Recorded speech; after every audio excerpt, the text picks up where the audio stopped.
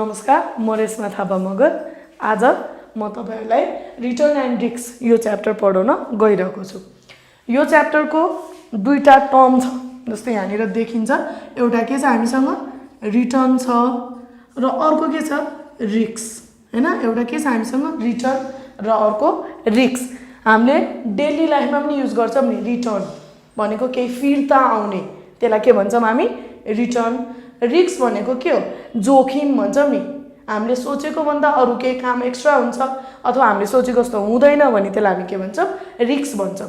यहाँनिर फाइनान्सको ल्याङ्ग्वेजमा चाहिँ के छ भने रिटर्न भने एक्स्ट्रा हामीलाई चाहिँ हामीले इन्भेस्ट गरिसकेपछि त्यहाँबाट एक्स्ट्रा के आउँछ त्यसलाई नै हामी के भन्छौं रिटर्न भन्छौं।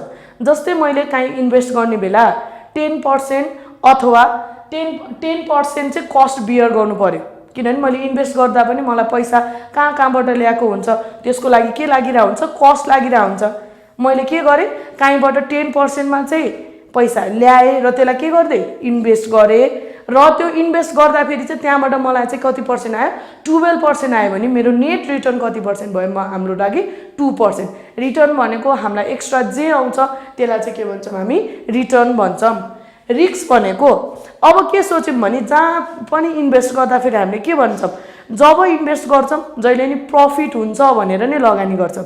कहिले पनि म लसमा जान्छु म घाटा खान्छु भनेर मान्छेहरूले के गर्दैन इन्भेस्ट गर्दैन। अब रिस्क भनेको चाहिँ के हो भने हामीले इन्भेस्ट गर्दा हामीले एउटा सोच्छौं नि रिटर्न चाहिँ यति आउँछ भनेर, हैन। सपोज मैले के गरे कहाँ इन्भेस्ट गर्ने बेला मलाई 12% रिटर्न आउँछ सोचे, तर एक्चुअलमा 12% आउन नै सक्छ नआउन नै सक्छ। त्यसलाई नै हामी के भन्छौं रिस्क भन्छौं। रिटर्न भनेको जे आउँछ त्यहाँबाट एक्स्ट्रा त्यो के भयो हाम्रो लागि रिटर्न भयो। रिस्क भनेको चाहिँ जे हामीले एक्सपेक्ट गरेको छौं एक्चुअलमा त्यो हुँदैन भने त्यसलाई चाहिँ के भन्छ रिस्क भन्छौं। र रिस्क एन्ड रिटर्न च्याप्टरमा चाहिँ के हुन्छ दुईटा टाइपको फर्मुलाहरु बेसिसमा जान्छ। दुईटा फर्मुला चाहिँ कस्तो खालको हुन्छ भन्दा यसमा डाटा नै छुट्याइदिन्छौं के हामी। एउटा के भन्छौं प्रोबेबिलिस्टिक डाटा, अर्को के हुन्छ हिस्टोरिकल डाटा। र प्रोबेबिलिस्टिक डाटाको के हुन्छ फर्मुला नै अर्कै खालको हुन्छ र हिस्टोरिकलमा पनि के हुन्छ प्याटर्न नै अर्को हुन्छ। त्यही भएर क्वेशनमा जब रिस्क एन्ड रिटर्नको क्वेशन हो भनेर चिनिसकेपछि त्यो कुन डाटा हो प्रोबेबिलिस्टिक डाटा हो कि हिस्टोरिकल डाटा हो त्यो छुट्याउन जरुरी छ। अब नामले नै भनेको छ प्रोबेबिलिस्टिक। यदि क्वेशनमा प्रोबेबिलिटी दिन्छ जस्तै के भन्यो भने 10% रिटर्न आउने चान्स यति % छ, हैन। उसको चाहिँ के दियो प्रोबेबिलिटी दियो भने त्यसलाई के भन्छ प्रोबेबिलिस्टिक डाटा। हिस्टोरिकल डाटा भनेको प्रोबेबिलिटी नदिकन सर रिटर्न मात्र दिन्छ भने त्यसलाई के भन्छौं हिस्टोरिकल डाटा। यसको अर्थ के हो भने जस्तै क्वेशनले के गर्यो भने इयर 1 2 3 4 5 गर्यो र के भन्यो भने रिटर्न आउने चान्स 10% रिटर्न आउने प्रोबेबिलिटी। अब यसरी छुट्याइदियो के हामीलाई प्रोबेबिलिटी कति पर्सेन्ट 20% छ भन्दियो। 15% रिटर्न आउने चान्स 10% छ प्रोबेबिलिटी। 20% रिटर्न आउने प्रोबेबिलिटी हाम्रो कति छ 20 छ। सपोज अब 30% रिटर्न आउने प्रोबेबिलिटी चाहिँ 0.30 छ अनि अर्को सपोज -5% आउने प्रोबेबिलिटी चाहिँ 0.20 छ। यस्तो खालको दियो भने त्यसलाई चाहिँ के भन्छ प्रोबेबिलिस्टिक डाटा। रिटर्नको साथसाथै क्वेशनले प्रोबेबिलिटी पनि दिन्छ भने त्यसलाई के डाटा भन्छौं प्रोबेबिलिस्टिक डाटा। र अर्को चाहिँ केही पनि नभनिकन जस्ट के मात्र दियो सुरुमा इयर दिन नि सक्छ नदिन नि सक्छ रिटर्न दिदियो हामीलाई 10% 5% 12% 20% 15% यस्तै खालको रिटर्नहरु दिन्छ भने चाहिँ यो कुन डाटा भयो हिस्टोरिकल डाटा। र अर्को प्रोबेबिलिटी दिन्छ भने चाहिँ के हुन्छ प्रोबेबिलिस्टिक डाटा। यहाँ अहिले मैले अब प्रोबेबिलिस्टिक डाटाको चाहिँ के गर्छु फर्मुला एक्सप्लेन गर्छु। यहाँनिर expected rate of return of stock जे, हैन। हाम्रो स्टक जे नै हुन्छ भन्ने छैन, हैन। यहाँनिर अब स्टक जे को चाहिँ एक्सपेक्टेड रिटर्न भएको भएर एक्सपेक्टेड को ई आयो, रिटर्न हामी केले डिनोट गर्छौं आर, र कुन स्टकको जे को भएको भएर यहाँ ERJ भयो, हैन। सपोज यहाँनिर अब हामीलाई एक्सपेक्टेड रिटर्न अफ स्टक ए भन्यो भने यसलाई नि के लेख्छ ERA, बी हो भने ERB। प्याटर्न त्यो अनुसार जान्छ। ERJ को फर्मुला के छ समेसन RJ * P। समेसन भनेको जस्ट सम अप अहिले हामी टेबलमा एक्सप्लेन गरिहाल्छौँ रिटर्न र प्रोबेबिलिटी मल्टिप्लाई गरेर जुन सम हुन्छ त्यसलाई नै के भन्यो expected return variance of stock के छ जे सिग्मा स्क्वायर जे समेसन आरजे माइनस इआरजे को होल स्क्वायर इन्टु के गर्छौँ पी दुईटाको डेभिएसन त्यसको स्क्वायर गरेर इन्टु पी गर्छौँ र त्यसको सम अप नै के हुन्छ हाम्रो लागि भेरिएन्स अर्को छ हामीसँग यहाँनिर स्ट्यान्डर्ड डेभिएसन स्ट्यान्डर्ड डेभिएसन भनेको भेरिएन्सलाई नै रुट अन्डरमा राखिदिन्छौँ त्यो हाम्रो लागि के हुन्छ स्ट्यान्डर्ड डेभिएसन अर्को छ coefficient of variation coefficient of भेरिएसनलाई कहिलेकाहीँ रिस्क पर युनिट भनेर नि सोध्छ हैन 1% रिटर्नको लागि कति रिस्क बियर गर्नुपर्छ भन्यो भने त्यो कोएफिसिएन्ट अफ भेरिएसन भयो त्यही भएर त्यसलाई रिस्क पर युनिट पनि भन्छ यसको फर्मुला सिम्पली स्ट्यान्डर्ड डेभिएसनलाई केले डिभाइड गर्यो एक्सपेक्टेड रिटर्नले डिभाइड गर्यो भने त्यो के आयो सिबिआई कोभेरिएन्स र कोरिलेसनले चाहिँ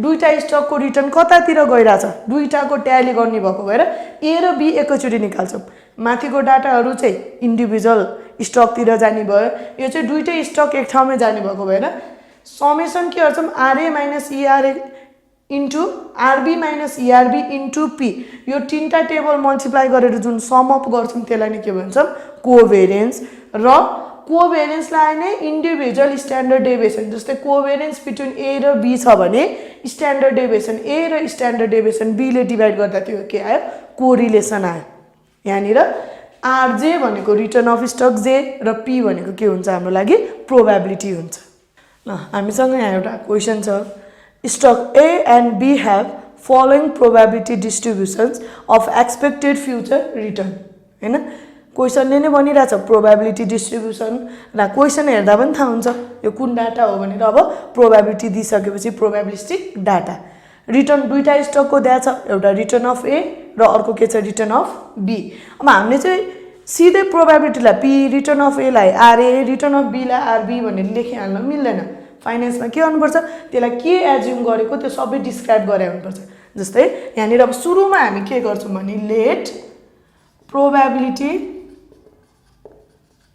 बीपी अथवा कसैले पीआई पनि लेखिरहेको हुन्छ return of A B RA return of B के लेख्ने आरबी यो सबै के लेख्नुपर्छ पहिला टेबल बनाउनुभन्दा अगाडि नै यसरी लेखिदिनु पर्ने हुन्छ हामीले अब प्रोबेबिलिटीलाई पीले डिनोट गर्छौँ त्यही टेबल सार्छौँ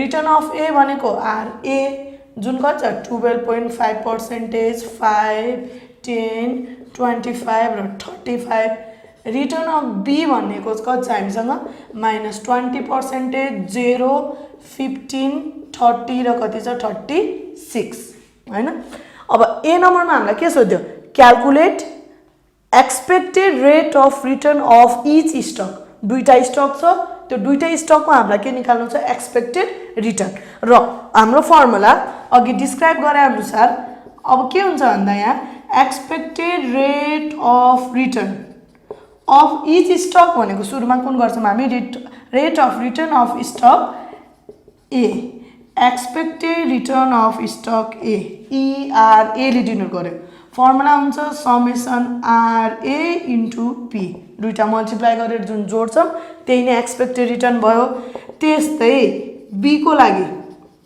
expected rate of return of stock B ERB A को बेला ए लेख्यो बी को बेला बी लेख्ने equals to summation RB into के गर्छौँ पी र के याद गर्नु पर्यो नि जुन समेसन छ नि जे को समेसन चाहिएको छ त्यो हामी माथि टेबलमा के गर्छौँ गएर भर्छौँ यहाँनिर अब हामीसँग आरए इन्टु पी चाहियो ए को लागि र बी को लागि के चाहियो आरबी इन्टु पी हैन अब आरए इन्टु पी भनेपछि हामीसँग आरए कोलम छ र प्रोबेबिलिटी कोलम पनि छ भनेपछि यो दुईटा मल्टिप्लाई गर्दै यो टेबलमा भर्छौँ अनि बी को लागि आरबी छ आरबी इन्टु प्रोबेबिलिटी मल्टिप्लाई गर्दै कुन टेबलमा भर्छौँ यो टेबलमा भर्छौँ यहाँनिर आरए -12.5 छ इन्टु यसलाई के गर्यौँ हामीले प्रोबेबिलिटी 0.1 यो गर्दा -1.25 आयो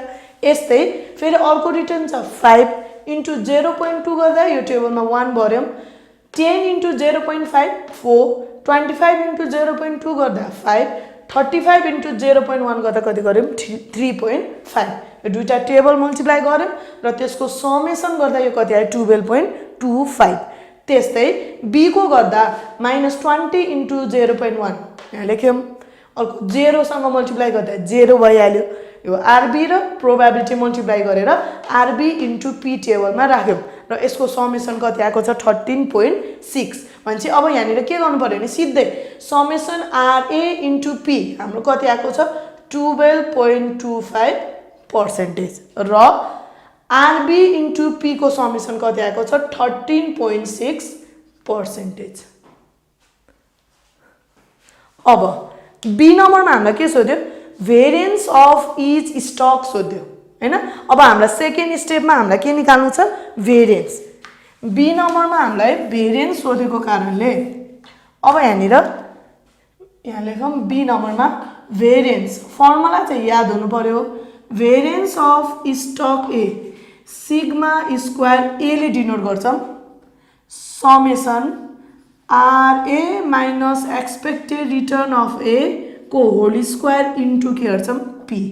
यस्तै variance of stock B sigma square B भनेको summation RB minus expected return of B को होल स्क्वायर इन्टु के गर्छौं पी। र जे कुरा हामीलाई समेसन भनेछ नि फर्मुलामा त्यो चाहिँ अब केमा लान्छौं माथिको टेबलमा कन्टिन्यू गर्छौं। यहाँनिर अब सुरुमै स्क्वायर भए पनि स्क्वायर नराख्ने दुई स्टेपमा निकाल्ने किनभने पछि हामीलाई जुन कोभेरिएन्स कोरिलेसनहरु छ त्यसको लागि डाटा चाहिने भएको भएर त्यही टेबल हामी के गर्छौं दुई चोटी गरी निकाल्छौं। एउटा RA minus expected return of A बल्ल RA minus expected return of A को होल स्क्वायर इन्टु पी। यहाँनिर अब भेरिएन्स को लागि टेबल बनायौं आरए माइनस इआरए बनायौं आरए माइनस इआरए को होल स्क्वायर इन्टु पी। यस्तै बी को केसमा के छ जस्ट नाम चेन्ज छ अघि ए लेखेको थियौं अब अर्को यहाँ टेबलमा बनाउँदा के गर्छौं RB minus expected return of B RB minus expected return of B को के गर्छौं हामी होल स्क्वायर इन्टु पी। दुई स्टेप गरेर क्याल्कुलेसन गर्छौं मिस्टेक हुने चान्स पनि कम हुन्छ र पछि त्यो डाटा फर्दर चाहिन्छ हामीलाई। अब आरए चाहियो भनेपछि टेबल हेर्ने हामीसँग आरए छ हो आरए को टेबल यहाँ छ एक्सपेक्टेड रिटर्न अफ ए भनेको कति निकालेछौं हामीले 12.25। अब के काम गर्छौं भने यो इन्डिभिजुअल रिटर्नबाट एक्सपेक्टेड रिटर्न घटाउँदै आरए माइनस इआरए को टेबलमा लेख्छौं र त्यही आको भ्यालुलाई स्क्वायर गरेर इन्टु के सँग मल्टिप्लाई गर्छौं प्रोबेबिलिटी सँग मल्टिप्लाई गर्छौं। बी को केस पनि सेम छ के चाहिएको छ हामीलाई RB minus expected return of B भनेको यहाँ आरबी को लाइन छ हामीसँग टेबल आरबी बाट के घटाउँछौं एक्सपेक्टेड रिटर्न अफ बी घटाउँछौं र त्यही आको भ्यालुलाई अर्को टेबलमा स्क्वायर गरेर फेरि के सँग मल्टिप्लाई गर्छौं प्रोबेबिलिटी सँग मल्टिप्लाई गर्छौं। यहाँनिर -12.5 थियो त्यसबाट expected return of A 12.25 minus minus add हुन्छ र साइनस कति साइन के लेखौं माइनस लेखेर 24 के गर्यौं 75। त्यस्तै 5 बाट कति घटायौं सुरुमा 12.25 लेस गर्यौं त्यो पछि आयो -7.25। यसरी नै 10 बाट 25 बाट र 35 बाट पनि एक्सपेक्टेड रिटर्न घटाउँदै यो लाइनमा कोलममा लेख्यौं हामीले। अब अर्को स्टेप भनेको यो निकालिसकेको जुन यो डाटा छ यसलाई के गर्ने हामीले स्क्वायर गरेर इन्टु के गर्नु छ पी 24.75 को स्क्वायर गर्ने अनि 0.1 सँग ल्याएर मल्टिप्लाई गर्ने त्यसले गर्दा फेरि हाम्रो कति आयो यहाँनिर 61.25625 आयो हैन। त्यस्तै 7.25 को होल स्क्वायर इन्टु 0.2 गर्दा फेरि हाम्रो कति आयो 10.5125 हरेकको त्यस्तै गर्ने स्क्वायर गर्दै इन्टु के सँग मल्टिप्लाई गर्ने प्रोबेबिलिटी सँग गर्ने। अब यसरी जुन यो सम आयो नि टोटल समेसन यसलाई नि हामी यहाँ केमा हुने लेख्छौं अब भेरिएन्समा variance of stock A sigma square A भनेकै माथिको टोटल हामीसँग कति छ 158.0625 यो लेख्यौं। अब जसरी ए को गर्यौं नि बी पनि हामी त्यसरी नै गर्छौं। आरबी भनेको -20% छ -20 बाट -13.6 गर्दा -33.6 यसलाई के गर्यौं होल स्क्वायर इन्टु पी गरेर 112.896 लेख्यौं। त्यसरी नै 0 बाट 15 बाट 30 बाट 36 बाट एउटा डाटा एउटा रिटर्नबाट एक्सपेक्टेड रिटर्न घटाउँदै यो टेबलमा लेख्यौं र यो जति भ्यालु आयो त्यसलाई होल स्क्वायर इन्टु के गर्यौं पी गर्यौं र यसको सम हाम्रो कति आउँदो रहेछ 254.64 र यो हाम्रो लागि के हुन्छ भेरिएन्स हुन्छ 254.64। भेरिएन्स को युनिट नलेख्ने के पनि युनिट हुँदैन, यसलाई पर्सेन्टेज नलेख्ने, पर्सेन्टेज लेख्यो भने हाम्रो मार्क्स काटिन्छ। अब ए मा एक्सपेक्टेड रिटर्न सोधेको थियौं निकाल्यौं, बी मा के सोध्यो भेरिएन्स सोधेको थियौं त्यो दुईटा पनि निकाल्यौं र सी मा अब हामीलाई के सोधेको छ यहाँनिर standard deviation of each stock भनेको छ, अफ स्टक के छ यहाँ ए। अब स्ट्यान्डर्ड डेभिएसन भनेको सिम्पल के छ भेरिएन्स को रुट अन्डर, यहाँनिर कति छ 158.0625 हैन। अब जति भेरिएन्स को भ्यालु आछ त्यसलाई नै रुटमा राख्दा फेरि त्यो चाहिँ के भन्छ हाम्रो स्ट्यान्डर्ड डेभिएसन र हाम्रो स्ट्यान्डर्ड डेभिएसन को आन्सर छ 12.57%। यस्तै standard deviation of stock B, standard deviation of B पनि अघि भेरिएन्स कति निकाल्यौं बी को 254.64 हैन। यो कति निकाल्यौं हामीले 254.64 निकाल्यौं, त्यसलाई केमा राख्यौं रुटमा, यो के हुन्छ हाम्रो स्ट्यान्डर्ड डेभिएसन र यसको आन्सर आयो हाम्रो 15.94% हैन।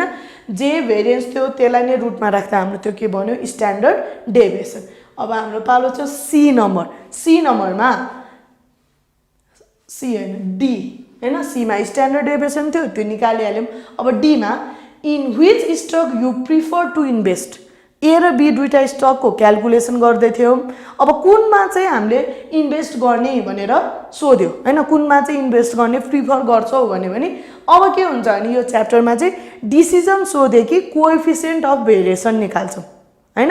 अब डी नम्बरमा coefficient of variation of stock A, CVA भनेको standard deviation divide by expected return, A को भएको भएर हामी के गर्यौं ए नै भ्यालु राख्यौं हैन।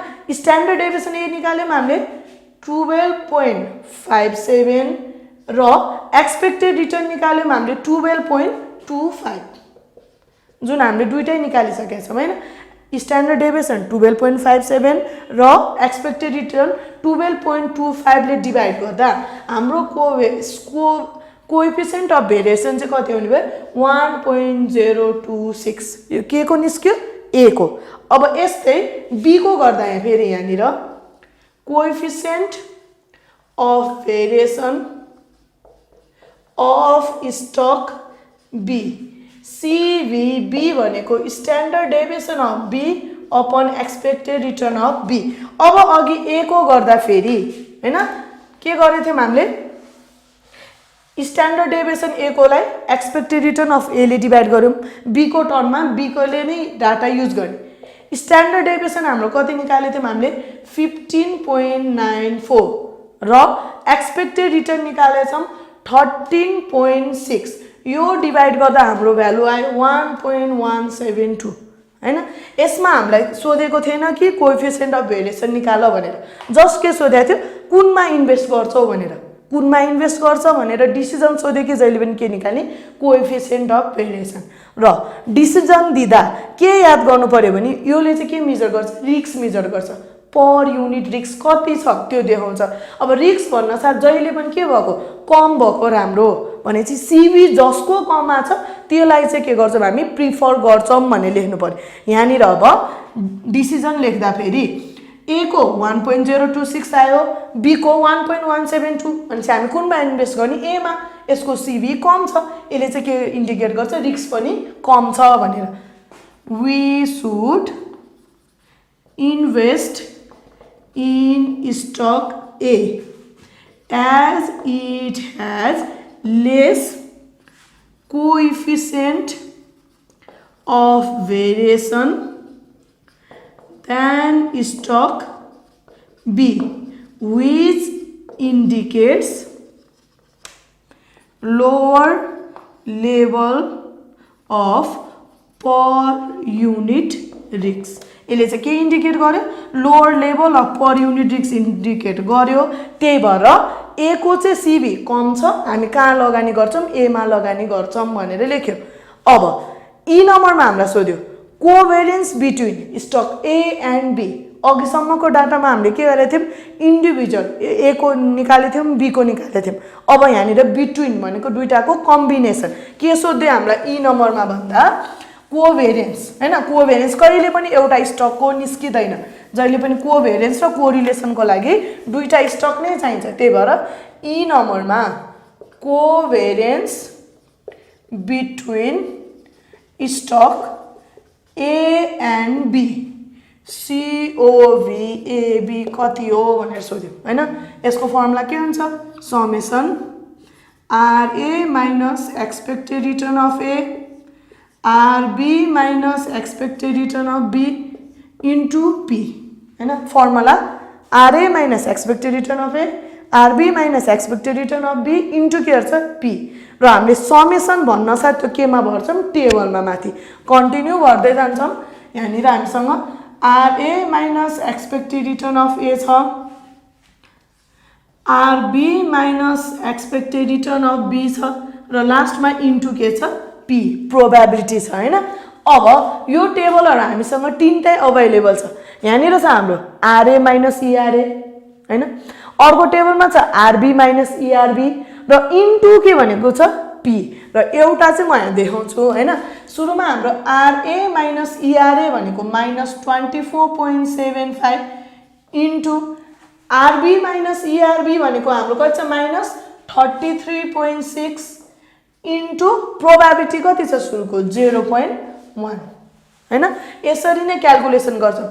यो RA माइनस ERA को table into RB minus ERB को टेबल र इन्टु के गर्छौँ? प्रोबेबिलिटी गर्छौँ। यहाँनिर RA माइनस ERA को कोलम सरस RM, हैन? इन्टु RB माइनस ERB को कोलम इन्टु के छ? प्रोबेबिलिटी 0.1। साइन याद गर्नु पर्यो, माइनस माइनस प्लस, हैन? अर्को पनि माइनस माइनस प्लस छ, माइनस एउटा माइनस आयो, यो मल्टिप्लाई गर्दा चाहिँ साइन बिगार्न भएन। यहाँनिर अब यो सबैको सम अप गर्दा हाम्रो कति आयो? 194.4 र जुन यो सम छ यो नै हाम्रो लागि के हुन्छ? कोभेरियन्स हुन्छ। र यसमा पनि पर्सेन्टेज लेख्न पाउँदैन। यो च्याप्टरमा पर्सेन्टेज लेख्ने भनेको एक्सपेक्टेड रिटर्न र स्ट्यान्डर्ड डेभिएसनमा मात्र हो। अरुमा जे आन्सर आयो त्यतिकै छोड्दिने, रुपीज, पर्सेन्टेज, लिटर, युनिट के पनि नलेख्ने, यतिकै राख्यो। अब लास्टमा हाम्रो छ एफ मा correlation coefficient between stock A and B. अब फेरि के सोध्यो यसमा हामीलाई? Correlation coefficient between stock A and B, हैन? Correlation AB। कोरिलेसन AB को फर्मुला हाम्रो covariance AB upon standard deviation A into standard deviation के छ हामीसँग? B। हामीले यो सबै निकालिसकेको छौँ। जस्ट यसमा के गरे भयो? भ्यालु पुट गरे भयो भनेपछि कोभेरियन्स हाम्रो आथ्यो 194.4, स्ट्यान्डर्ड डेभिएसन A थियो हाम्रो 12.57 इन्टु स्ट्यान्डर्ड डेभिएसन B छ 15.94, हैन? यो सबै राख्दा फेरि अब हाम्रो भ्यालु आयो 0.97। के याद गर्नु पर्यो भने कोरिलेसनको भ्यालु जहिले पनि -1 देखिको +1 को रेन्जमा हुन्छ। कहिले पनि यसको आन्सर 1 point समथिङ आउनु भएन, ठ्याक्कै 1 आउनु पर्यो अथवा 0 point समथिङ आउनु पर्यो, कहिले पनि 1 point समथिङ अथवा 2 point समथिङ 1 भन्दा बेसी आउनु भएन। यतिबाट पनि थाहा हुन्छ आन्सर। अब हाम्रो के छ भने प्रोबेबिलिस्टिक डाटामा सोध्ने चाहिँ यति नै हो। हामीलाई सोध्न सक्ने भनेको मेन एक्जाममा चाहिँ के सोध्छ भन्दा expected return, standard deviation, covariance, correlation र डिसिजनको लागि के निकाल्नु पर्ने हुन्छ, कोएफिसिएन्ट अफ भेरिएसन हैन। सबै एकैचोटि सोध्छ भन्ने छैन, कुनै 2-3टा डाटा सोध्न सक्छ, त्यही अनुसारको के सोध्छ त्यो राख्नु पर्यो। क्याल्कुलेसनमा मेन ध्यान दियो भने यो च्याप्टर चाहिँ हाम्रो के हुन्छ 100% नै मिल्छ भन्ने हुन्छ। यो क्लासमा चाहिँ मैले तपाईहरुलाई प्रोबेबिलिस्टिक डाटाको पुरै डिटेल बुझाउँदै के गरे त्यसको हिसाबहरु सिकाएँ। अब को नेक्स्ट क्लासमा चाहिँ म तपाईहरुलाई हिस्टोरिकल डाटाको न्यूमेरिकल गराउँछु, जसको लिंक चाहिँ तलपट्टि डिस्क्रिप्सनमा हेर्नु होला।